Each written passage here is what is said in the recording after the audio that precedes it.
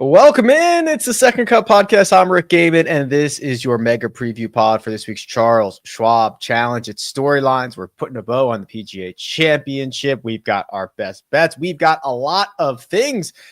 And if you're watching on YouTube, you're probably like, Rick, where the heck is everybody? You're sitting in there solo. That's right, not completely solo though, because we had a little bit of scheduling conflicts this week, travel and personal stuff. It happens. Life happens. We roll on, and making her international debut from behind the camera to in front of the camera, helping me keep the conversation moving. Producer Mina is here. Hello, Mina. Hi, I'm so excited to be here. I have big shoes to fill. Maybe I can fill a little toe of a shoe.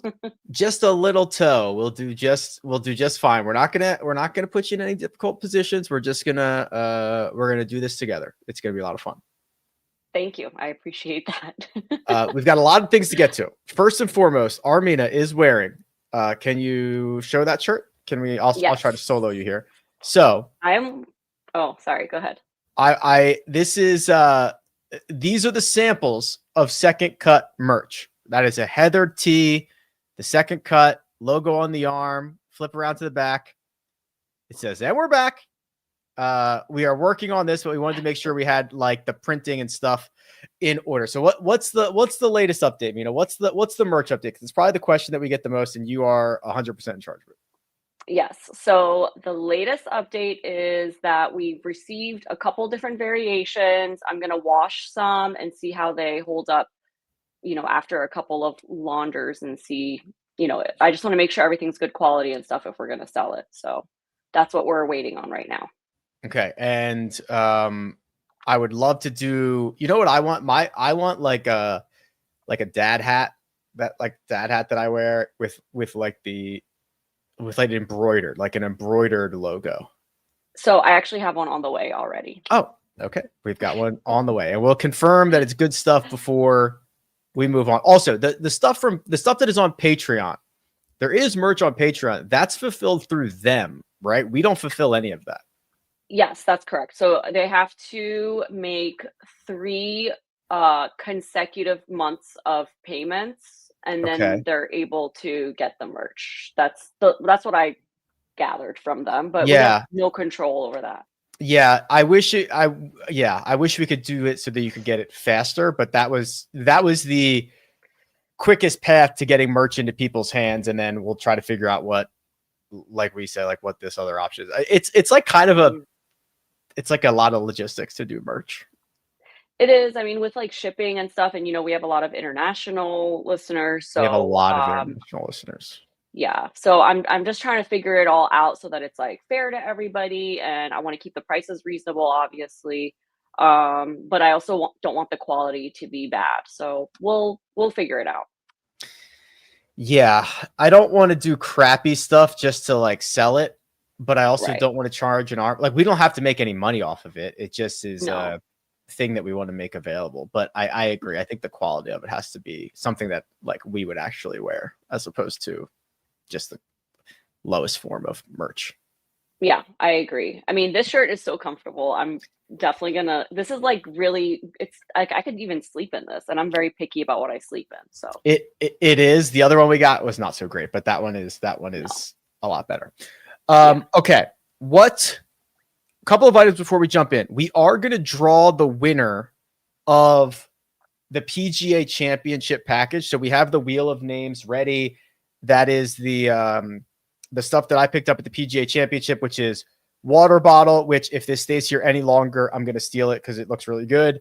The hat, we called it a pencil case. It is much bigger than a pencil case. It is like a valuables pouch that you can get from Quail, and then there's a bag tag inside.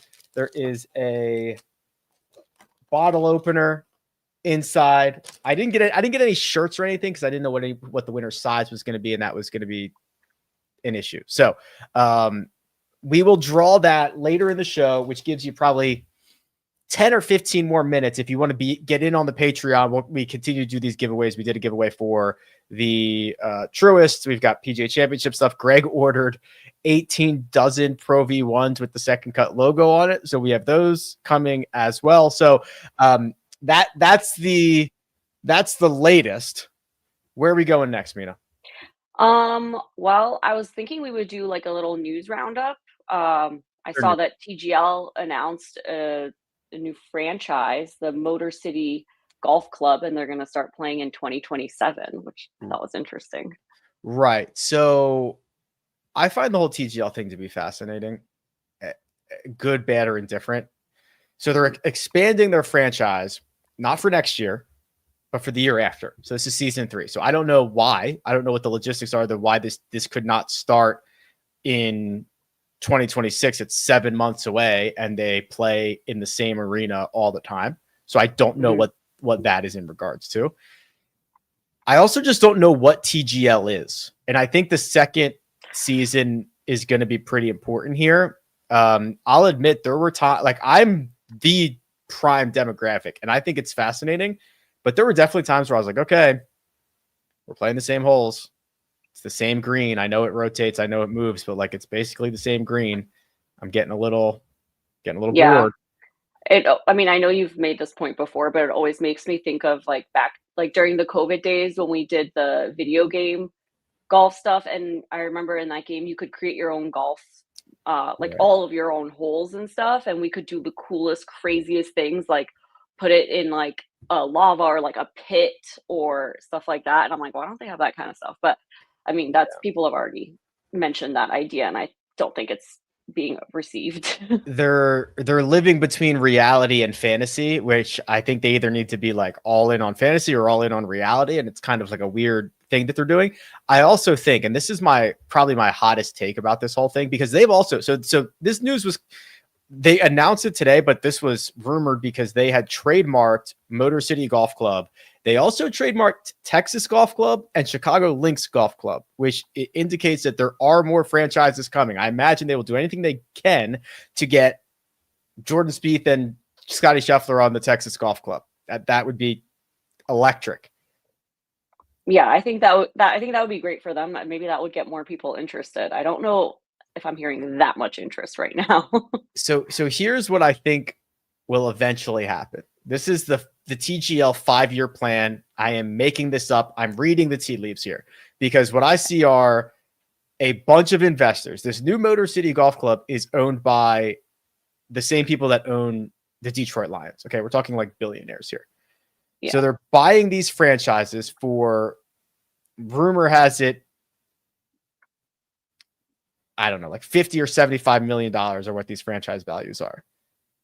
I do not see a path to like profit on that in quite some time. So what I think will end up happening is they will either stop the simulator side of things or continue the simulator side of things and take these franchises out into regular golf. And they will have created the live team model without having to go the live team route, without like completely copying it, because I think that would have not been received very well. But I think if you had these teams, and then even if say, okay, we're done doing the simulator stuff, but Boston Common is still going to exist and Rory still plays for Boston Common. Those guys wear stuff on their arms, and whether it is integrated into the PGA Tour or just kept track of, like, I just think that part won't go away because it's very clear franchises are valuable. Yeah. But I just don't know how the current iteration of TGL is selling franchises to people. Yeah, no, I agree. I think we will just have to wait and see. We can also put a bow on the PGA Championship. Do you want to say anything about your experience? Well, first off, I prepared some photos and videos that I took just as kind of stuff that I thought was cool that I don't know if I had a platform for it. So if you're watching on YouTube, I'm going to share some of the photos and stuff that happened from the week. We can talk through it. We can talk about the golf course and all that stuff. And then I don't know if these would have ever made it out. So they're a little bit behind the scenes. So what I thought was cool is I popped a couple of these like behind the scenes photos in here from our CBS set. So if you can see, that's the driving range behind us, Patrick and I wanted to get a shot of how in depth this all is. You know, the 3 cameras, Mina, the lights everywhere. You've been in these setups, and I'm always shocked with how much stuff is going on. Yeah, me too. And there's like always someone like powdering you guys. Yeah.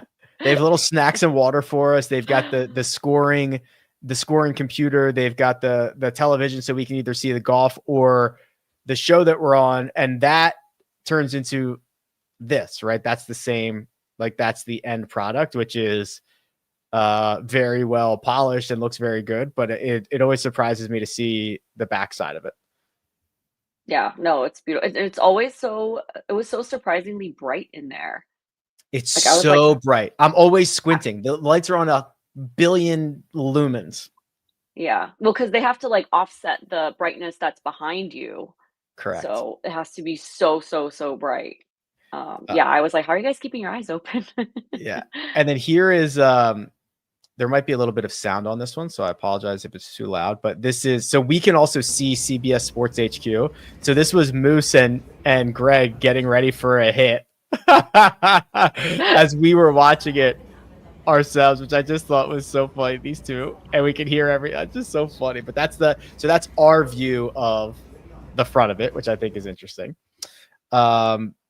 Here I have the media center. So I love this board, the board that has the hole by hole scoring. And then of course they show you the world feed so that you're like in real time. But like, I want to build one of these at home. I'm sure you do. I'm sure you do. That didn't seem very well received. Look, I support you. This is my view from Scotty Scheffler's eagle putt on 15 on Thursday. Up the hill. Rory had already missed from here. Bang. Wow. What a view. Cool. Yeah. Right up the hill. That's pretty cool. I'll show it again. I love this. Look how good of a cameraman I am.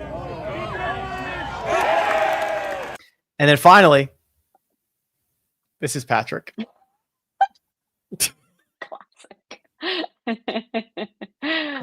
I made Patrick take pictures in front of just about everything I could find. That is a place called Cowfish Sushi Burger Grill or something like that. And there's that fish out front. Patrick jumped on top of it. I have to say. Did you ask him to ride it, or was that his choice? Well, I mean, it's made for riding, right? It has a seat. Like, that's what you're supposed to do. Oh, okay. So it was a joint decision. Supposed to put your feet in the stirrups and go from there. All right. Well, what else? He looks like a natural. He is a natural. What else? What else? PGA Championship. I mean, there was a lot of chatter about the Quail Hollow setup, the selection to use Quail Hollow as the venue last week. What did you see on the ground? Quail is great. Quail is cool. Quail has a great finishing stretch, but we see it every year, and it played the same as it did every other year. I don't even care about, like, should they have shaved down some of the rough on some of the areas that go like 15 fairway on the left where Rory's ball got caught up? Should that have been shaved down so that misses are penalized by going in the water? Probably. Should there have been greens where the thick rough was shaved down so that balls would go into the bunker? Probably. But even if it's not, I just don't know if it's a very good practice to be getting into the like using like having a golf course that we see every year be a major championship. Yeah. You want it to feel elevated, and that does not necessarily make it feel elevated. Yeah, I think I saw that a little bit, just the buzzing around the event. I think I heard about other people also thinking that. There was a there was a comment on Patreon. Let me see if I can find it, that I think also indicates this. Okay, so this is from Paul. So this is one of the questions. So every week we open up a thread on Patreon, and you can get your questions in here, and I grab as many as I can, or the interesting ones or the thoughtful ones, and I reply to the others. But so Paul says, I think the PGA Championship needs to pick 8 to 10 courses to make it a true Rota. I think it would help its identity if it went to the same course once a decade. It may not be Oakmont or Pebble, but a list with starting with Southern Hills, Oak Hill, Whistling Straits, Olympic, and Bethpage is pretty strong. Yeah. So I think there's a reason a Rota works well. It is just the right amount of time of you see a golf course often enough to get history at it, like St. Andrews or Pebble Beach. If it's once every 5 years or once every 8 years, you remember back to who won last time. Last time we went to Kiowa Island. Last time we went to Riviera. Last time we went to whatever. There's enough history there without seeing it all the time and getting sick of it. That's the fine line that I think the Rota does really well. And you don't want a really small Rota, but you don't want a really big Rota either. I think 8 is like probably the perfect number. You go back to these courses once every 8 years, but that to me seems like the most logical way to handle this. Yeah, I agree. I think that's good. Turning the page to the Charles Schwab Championship. Challenge. The Charles Schwab There's plenty Challenge. of information. Challenge. There's plenty of information and data. Speaking of that, on Colonial, the event's been played nearly annually since 1946 at this course. It's got to be one of the oldest recurring events, I believe. 70 something years. Yeah. Do you want to play trivia? I have a trivia question for you. Do I want to play trivia? Yeah.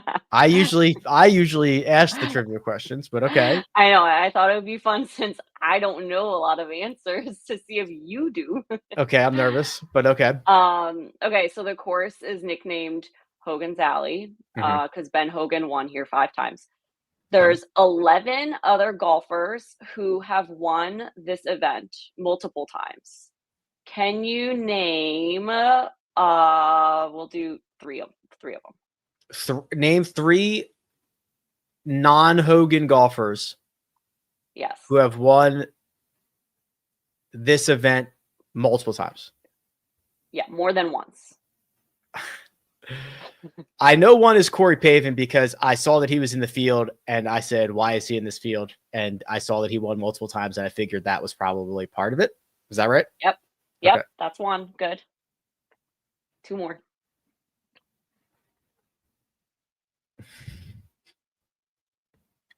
Scotty has 2. Scotty has 2 runners up, I believe. Phil.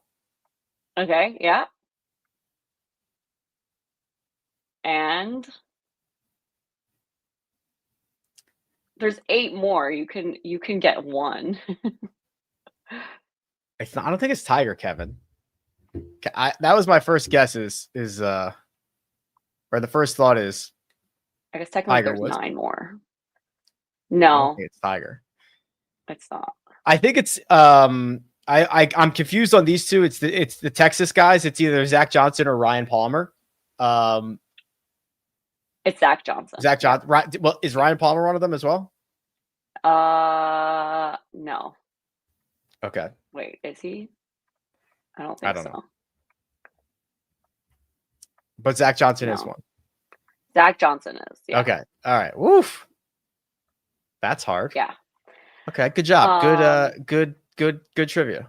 Yeah. And another little fact is that no golfer besides Ben Hogan has won this event more than 2 times. So it's 2 or 5. Oh, the other 11 are all 2? Yeah. Yikes. Yeah. No one's won it more than twice except for Ben Hogan. That's why it's his alley. That's why it's his alley. That's right. Yeah. So it's a par 70. Okay. And it's just over 7,200 yards. And it's more, it asks a totally different question, unlike some other courses where bombers have a big edge. Yes, it does. So the aerial footage tells the story here. It's tree lined, right? And the trees start pretty close to the fairway. So you're talking about more of a precision test and a power test. And it's why guys like Zach Johnson have won multiple times or could conceivably win multiple times. I don't have the key stat model up in front of me, but it is it definitely skews towards driving accuracy over driving distance, which makes sense. That passes the eye test. It passes the satellite imagery. It passes all of that stuff.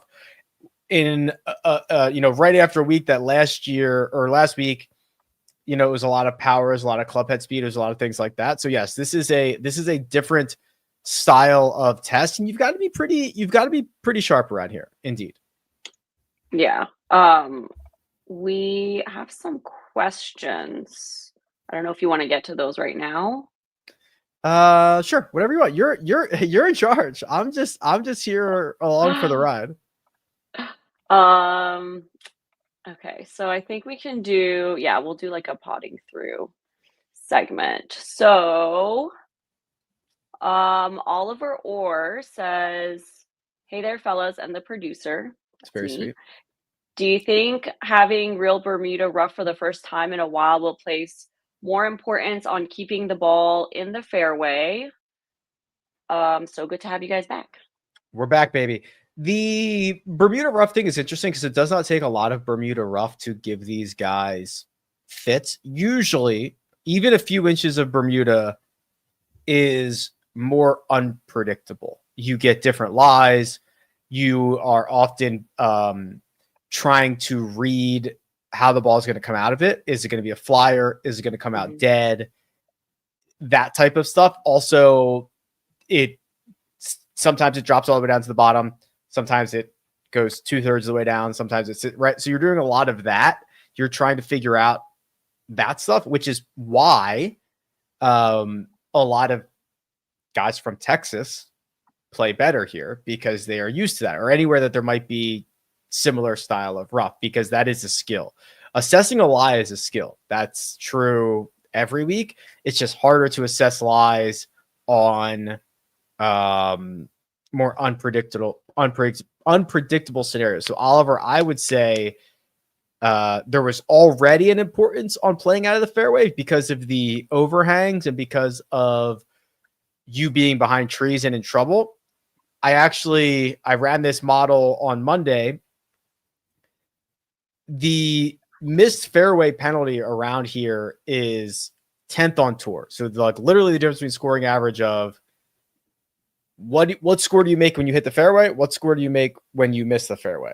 It's about a half a stroke when you miss the fairway. There's only 9 other courses on the schedule where that is more penal. So Colonial is definitely up there. So it was already a important week to hit a fairway, but that would be part of it, Oliver. That would work into those numbers. So yes. Okay, great. What else you got? I think that's all I got. Okay.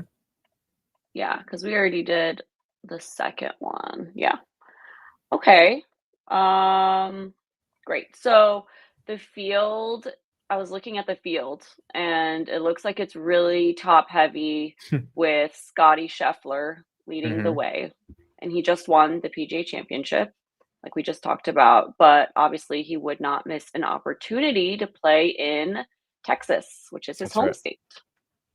No, he wouldn't. And he opened the week at plus 250. He's been bet down. He's already plus 240. So like money is coming in on Scotty Scheffler. There were a bunch of questions, or at least comments. Like Joseph says, Scotty used a lot of energy last week to hang on to the PGA. Should we expect him to run away for the win? Even if he tops 5 this week, that's good for me. Logan says field versus Scotty. Which do you take? In that, I mean, literally field versus Scotty, I'm still taking the field, which is not particularly brave, but they're supposed to win. Scotty's in theory is implied to win this about 33% of the time if you're using the Vegas odds. Maybe it's closer to 28, maybe it's closer to 20, maybe it's closer to 10. I don't know, but the Vegas odds are saying it's about a third of the time or a quarter of the time. The big thing for me is how much weaker the rest of the field is. So last 36 rounds, or even you could do this a couple ways. Last 36 rounds, Scottie Scheffler is the best player in this field by a huge gap. He is picking up 2.7 strokes gained per round. The next best player is Tommy Fleetwood. Tommy Fleetwood was at 1.3. So Scottie Scheffler is playing twice as well in the last 36 as the second best player in this field. Take that same gap between Scottie and Tommy and go down the list. It goes down to Carson Young, who is the 88th best player in this field. So the gap between Scottie 1 and Tommy 2 is the same gap between Tommy 2 and Carson Young 88, which is insane. And if you want to go back farther, the gap gets bigger. So if you go back to the start of 2024, Scottie's at a 2.55, Tommy's at a 1.16. So it is actually getting bigger. So all that being said, like I don't have any worries about a Scottie hangover. I don't have any worries about anything like that. It's Scottie's world. We're living in it. Also, sorry, I'm ranting here. Second in 22, third in 23, second in 24. Joseph said, wait, that's not the right comment. Even if he top 5 this week, I'll take it a different way. Even if he has his B game, even if he has 75% of his superpowers, he still wins, right? Like that's the way. It's obviously not how that works, but that would be in theory with the way those numbers are working out, right? It's pretty incredible what he's doing right now, and the odds markets are rewarding him as a heavy favorite. Another Texan, Jordan Spieth, has the second shortest odds, and his game has been trending, but he missed the cut last week, right? He did, and it's very rare to have golfer 1 in whatever his odds are, and then golfer 2 be basically 10 times that. So Scottie is 240, 2.4 to 1. Jordan Spieth is 22 to 1. Okay, so like nearly 10 times the odds is the second best player, which is very, very rare.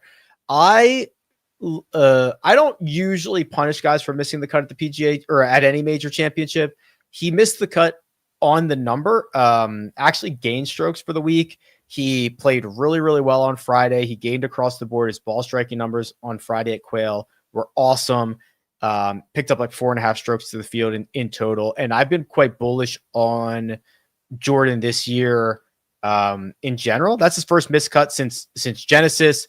He's got a bunch of top 20 finishes. The advanced metrics are coming back, and his history at Colonial, boy, stellar, right? So he's got 1, 2, 3, 4, 5, 6, 7, 8, 9 top 15s, including a win, 3 runners up, couple more T7s. Yeah, I'm in on Jordan. I was surprised to see Daniel Berger with the same odds, like 22 to 1, as Jordan Spieth. Has he really been playing that well? You don't like DB? You're not straight vibing? I just has he been that good? He's been weird. He's won this event before. He won it the COVID year, where the field was stacked. Oh, I remember. That's when they called you Rick Stradamus. Rick Stradamus, yes. HQ had nothing else to do but talk about golf, and I was nailing every winner coming out of COVID, and I was Rick Stradamus. So, yes, he's playing well. Ball striking numbers are really good. He has either 1 or 2 rounds every week putted himself out of it. He did it again at Quail. He was miserable on the greens for the first 2 rounds, really good over the final 2. Horrible in Philly on Thursday, really good the rest of the week. RBC Heritage, same thing. Thursday and Friday, miserable, really good on the weekend. So that team, he just seems weird. He's a good putter in general, but has 1 or 2 really bad rounds. I would tend to think that stuff gets cleaned up. I mean, I would not, like, if you were just feeling frisky and just wanted to bet Spieth and Daniel Berger in the without Scotty Scheffler market at both of them at being at 18-1, like I would be happy going to battle with that card this week, with the idea that they don't even have to technically win. They just have to finish second to Scotty if that ends up being the case. Yeah. I really quick want to just update the Patreon names in the wheel. So if you guys want to get in on the drawing we're going to do it at the end of this show. So if you want to get in the wheel for it, just make sure you sign up right now so I can get your name in there before we end the show. And should we do the grid? This is the wheel. Get yourself on the wheel. You've got like 7 minutes before she has to go grab the names and go from there. So last call for that. Yeah, let's do the grid. So before we release the grid, we actually did get Mark sent in his picks. Again, everybody's traveling. So Mark sent in his picks. Mina has her picks. I've got my picks. Let's release the grid. Okay. Now, what was your process for making picks here? My process was go to rickrungood.com and nice. Good shill. Look at what, I mean, I've been watching a lot of golf, so true. But I will say I put my picks in before anybody else, and any duplicates that you see of anybody else's, they copied me. But it did make me feel a lot better that some people picked the same stuff as me. I was like, okay, I'm not crazy. So there it is. Wow. Okay. Oh, interesting. All right. So, oh no, we're on the opposite sides of a matchup. Did you know that? Yes, I did. Did you do that on purpose? No, you put yours in first. I mean, I put mine in first, then you put yours in. All right. So I have Aaron Rye over JT Poston. You have JT Poston over Aaron Rye. Do you know what would normally happen in this scenario? We would do a wine bet, which I really, really want to do, because either way, I'm drinking that wine. We would do a wine wager, although I think you're a winner either way and I'm a loser either way. Yeah, because you don't drink wine. I mean, sometimes, very rarely, but all right. So you're on Poston, I'm on Rye for a bottle of wine. That's how we would do it. Yep. All right. And will I get to pick the wine? If you win. So you'll pick it if you win? Of course I will. If you pick it, you have to drink it. I will drink it. All right. Aaron Rye for me loves a good accuracy golf course. Thinks Sedgefield where he won. That's the type of skill set. Drive it well, keep it in play. Don't pile up bad numbers because you can't keep it in play off the tee. I actually don't mind JT Poston. I think that on paper, Mina, he's like, this should be a decent spot for him. I was just worried about the major championship type hangover where he was third or fourth and by far the fifth. Did he drop the fifth?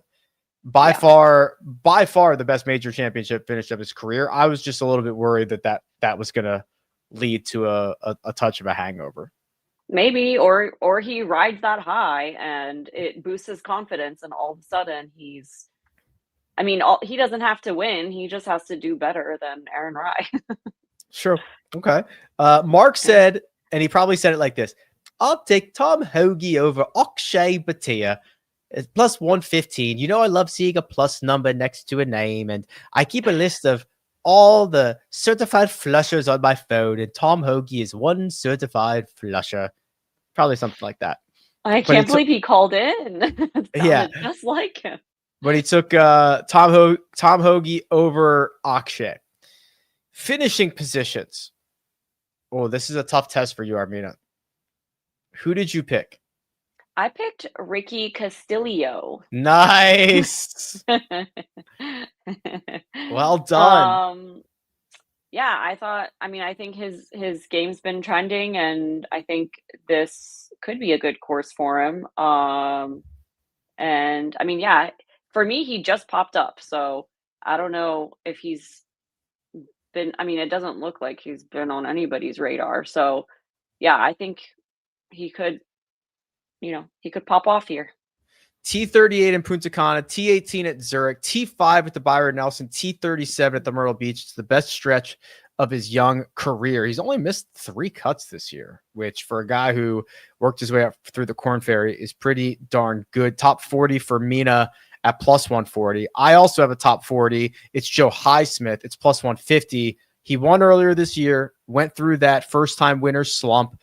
I love that he's kept the putter 7 out of 9. I think he's kept the putt. He's gaining a ton of strokes there. He was really, really good at the PGA Championship last week, gained strokes in all 4 major categories and ended up finishing T8. I just think a T40 for him in this field it's not a lock, but it feels pretty darn good. And then Mark went with Davis Riley, plus 190 to finish inside the top 20. Davis Riley has won this event in the past. Davis Riley might be he can't be the defending champion. I think, no, he is the defending champion. Defending champion, finished 4th here in 2022 and has played a lot better golf this year. Has a 6th in Puerto Rico, a 7th at Valspar, a runner up, of course, at the PGA Championship. That's another one that worries me. Like, we're going to learn. I'm interested to see what Poston and Riley do, just like those types of guys who were in it and now have to play here. I don't know. Yeah. For my winner, I went with Si Woo. I'm not gonna Si Woo. Shake it there. Nice. I don't know. I don't know if this was a great choice, actually. Well, okay, I'll tell you. Tree-lined fairways and such, keeping the ball in play off the tee, that's Si Woo's game. Yeah, that's why I picked it. That's why I picked him. But then I was like kind of looking at the stats from last week. He got T8, but I mean, a lot of his strokes gained were putting. And yeah, I know that you always say that just rolls right back. Well, he's a maniac. Sometimes he's like using the broomstick. Yeah. The other problem is for like 3 weeks in a row, maybe not 3 weeks in a row, but 3 out of the last like 4 weeks, he's been in it going into Sunday, and then he just kind of coughs it up and melts down a little bit. Yeah. Well, maybe this is the time where he won't. Mark also went with Si Woo Kim. Mark, you're the head of the 7th floor, Mark. Also went for Si Woo Kim. So you guys are in lockstep there. Who was your second pick? My second pick was Harris English, runner up last week. Yeah, another one. Yeah, and he hasn't missed a cut since the API. He also won this year. He won. Yep, he won at the Farmers. Mm-hmm. Yeah, I think it's his time. It's his time to shine. 11th at the Truist, runner up at the PGA Championship are his last 2. He's healthy. Mm-hmm. He's playing well. Mark went with Scotty Scheffler. I went with Scotty Scheffler. I think Scotty Scheffler just boat races these losers, quite honestly. You guys are taking the easy route. I mean, it's easy to cash that check. The other thing is I went for the perfect grid. So I have a winner with and a winner without Scotty. And my winner without Scotty is Ryan Gerard, who I think I mentioned this on the Monday Rick Rungood show. Just like, he's just popping everywhere. Was awesome at the PGA Championship. Picked up 11 strokes from tee to green. Was great at the Texas. So his other 2 starts earlier in Texas were a 9th in Houston, a runner-up in TPC San Antonio, coming off an 8th at Quail. Now he gets a much weaker field. So I have 50 to 1 without Scotty. After Scotty, this thing's wide open. So I just bet him. I bet them both because I can conceivably win all 4 of these. Yeah. My impression of Mark is very good. I've heard him talk so much. I know exactly what type of biblical stuff he says. Diabolical. So that is what? Oh, I'm sorry. Scotty, Si Woo, Harris English, and Ryan Gerard in the without market for the outright picks for this week. And I have stepped in for Mr. Greg, and I'm going to have my DFS selections here that we can talk about. have some more conversation. You put the names into a graphic, and I want to get your thoughts on your inspiration for these graphics. So let's just roll on here to the $9,000 range and above. Okay. I didn't think you're gonna ask me that, so it's not very witty at all. Oh, but I mean, if you just liked it, you just liked it. What do we? So if I you're just watching liked on it, but YouTube, also like Scotty Scheffler chef, but I know he's not the chef, but no, he's not. I know. But it's just what came to me. I just went with whatever came to me. I was like trying to prep and not be nervous for this show, so the How do graphics you weren't like the top. how do you think you're doing so far? 41 minutes in. I think I'm doing fine. I don't think it's anything extravagant. I'm not gonna win like any Emmys or anything. Oh, you're not going to win any Emmys here on the Second Cut podcast on YouTube? I thought you were. I had already written you in. Yeah. The 9K tier, this is a pretty easy one. Scotty Scheffler in fantasy is just never expensive enough. He should be like $15,000. I know we're getting there. He is the most expensive he's ever been again, which is it's just not expensive enough. It's just not. And we talked about Aaron Rice, so I won't bemoan that. The Maverick McNeely thing is interesting. You know, he is a really, really great putter, and the rest of his game has really come into form basically since he finally got healthy last year, right? And then he capped off the year with the victory at the RSM Classic and has really not stopped. Ninth in Phoenix, runner-up at the Genesis, third at San Antonio, third at Harbor Town, made the cut. So, like, this is also kind of the thing that you want. You make the cut at the PGA. You finish T33. You were not in the heat of the moment. You got out of there early. You're on to this week in Texas, and you gain strokes in all four major categories. That's like, if I could ask for my guys going into, if they're not going to win, do that. That's like the best case scenario. So those are the three for the 9K range, which I think are pretty fair. If you're watching on YouTube, that is a chef using a frying pan and a spatula and all this other stuff. Yeah, and he's like throwing his veggies up in the air. Yeah. All right. Ooh, we've got a barber ready. Like Harry, you know. Wow. That is a stretch. Listen, I wasn't trying that hard. Harry Hall, number one for me. How about these two top 20s? Could they be any farther apart? Myrtle Beach, T20, picked up 7 strokes to the field. PGA Championship, T19, picks up 7 strokes to the field. What?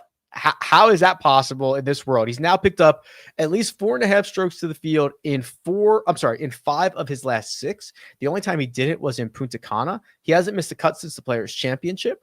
He is a noted short game specialist who is really hitting a beautiful, heavy ball. Anecdotally, on Sunday, as he was warming up, there was no conversation with him and his coach, which is usually a good sign. That means things are working. He's just hitting it. He is just, they're not using any training aids. You know, he's standing right next to Wyndham Clark, who has every training aid in the world out, who's having a ton of conversations, does not feel comfortable, does not look comfortable. And Harry's just going about his business, just doing his thing. That's a really good sign.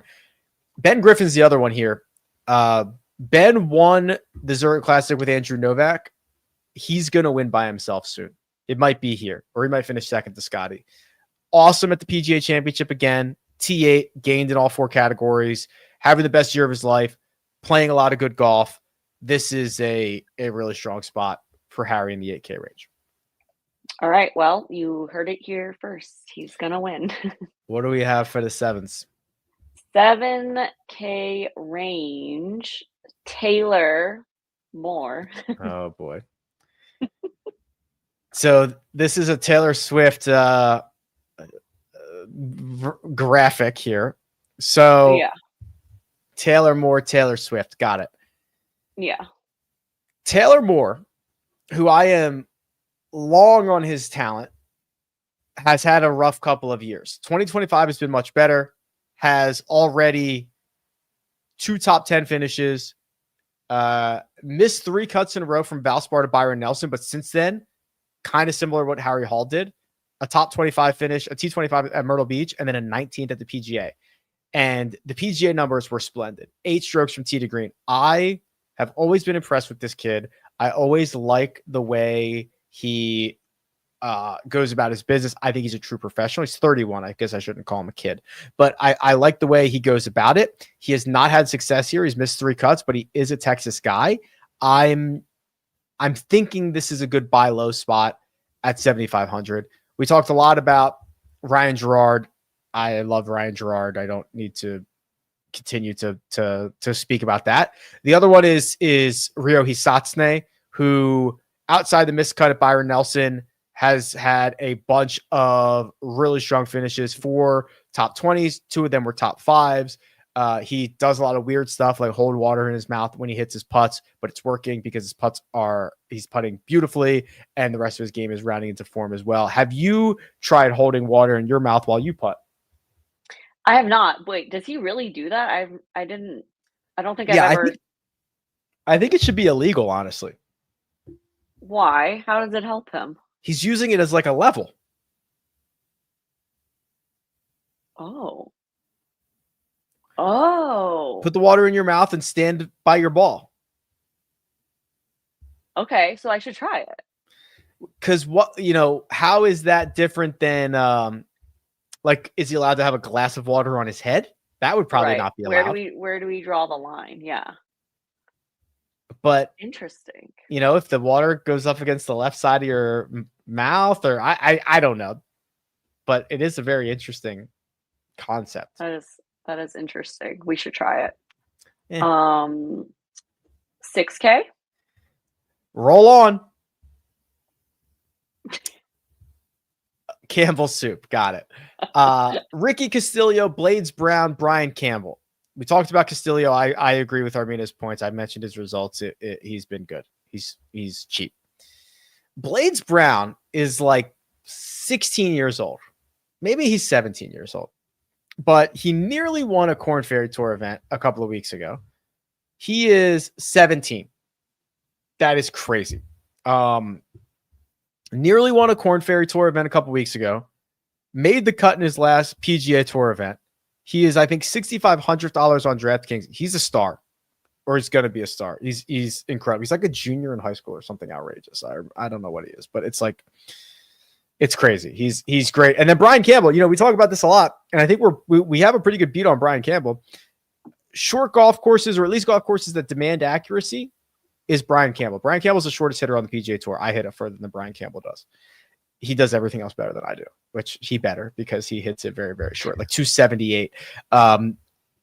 He's excellent everywhere else. He plays out of every single fairway. He is brimming with confidence. He's having the best year of his career. He won earlier this year. This is a good spot for him.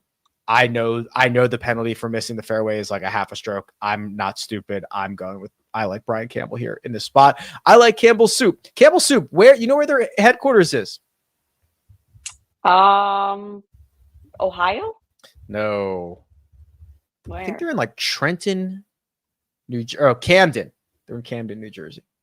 Oh, okay. I didn't know that. Yeah, there you go. That concludes the DFS portion. How do we do? I think really, really well. I can't wait to see how Blades Brown does. I've never heard of him before. And you're usually pretty good about those ones. So hey, thank you. Hey, I only have one other thing to say. What? This picture of Patrick riding a fish. It looks just like you. It looks just like you. Look at that. Look at that. You want to pick a winner? Yes, I do. Where is the wheel? Okay. All right, don't do it yet. So this is for the PGA Championship swag bag, which I will mail out in the next couple of days. Don't quote me on that. We'll get it out ASAP once we get a hold of you. So here's the thing, Mina. We didn't we didn't take out the people who won last time, so they could conceivably win again, right? Yeah, so I did think about this. I don't want to take people out because we're gonna have drawings all the time. So Yeah. that means like the longer you stay, the more likely you are to win. Is it bad that I hope someone who won does not win again? Yeah, I mean, you want everyone, you want a fair shot for everybody. Yeah, but It is also, still a fair shot. It would just be it would just be very lucky if someone. yeah, All no, I agree. right, All right, are we run it. ready? Here we go for the PGA Championship. Brrr, swag, brrr, bag. The wheel is moving. It is slowing. It is honing in on. Oh, Alex Townsend Mitchell. Congratulations. It was one stop away from Bill's Mafia. Hit close for me. And Kevin Donner. Sorry, guys. But Alex, you are the winner. Congratulations. Mina, do we reach out to them or do they reach out to us? We reach out to them. I have their email addresses from Patreon. So same with the winners from Mark's drawing. I've already reached out to all of them. I've already given Mark their addresses. So yes, I So will that's reach on out Mark. to you That's on Mark to ship that personally. stuff out. Of course. How am I going to get it? We will definitely ship faster than Mark will. I guarantee that. But okay. Yeah.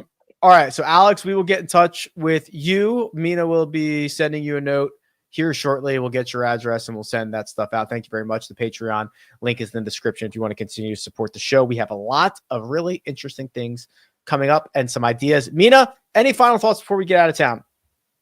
Nope. I'm really excited. Thanks for having me on. Sorry I couldn't contribute too much, but I did the best I could. I think you did a great job. You filled in. You are a team player. This is a team sport, and you have done an excellent job. So thank you very much. We will be back on Friday. Round 2 recap of the Charles Schwab round 4 recap. Let me ask you this, actually. When do we go back to round by round recaps? Well, for now, we're just doing it for the majors and elevated events, right? We're doing elevated events. Well, that's the thing we have to decide. Like, is there a number of subscribers? Is there a feel that we're waiting on? Like, what is our barometer? So I think right now we're still trying to get everything. I mean, for me, at least, there's a lot of work I'm still doing just to like get this all rolling. Yeah. So like the merch store, those kinds of projects. So I just want to get to a point where everything's running smoothly. So I mean, I don't want to give a time frame, but it is a feel. It's a feel. Okay, it's a feel thing. Yeah, because it's a lot of work. Each individual one can be a lot of work. So doubling it is like this last week, it was a lot. But I love it. I'm excited to do it. I just want to make sure we do it right. Okay. Yes, that's my wife. Yeah, she's also my business partner. She's also the other half of Rick Run Good LLC. So yes, she's also the producer of all these shows, which is correct. All right, Mina, good job. We'll be back on Friday. We'll be back on Sunday, and then we will feel when the round by round recaps are coming back. All right. Big thanks to producer Mina, doing all the hard work behind and in front of the scenes. This has been the Second Cut Pod. We'll catch you next time.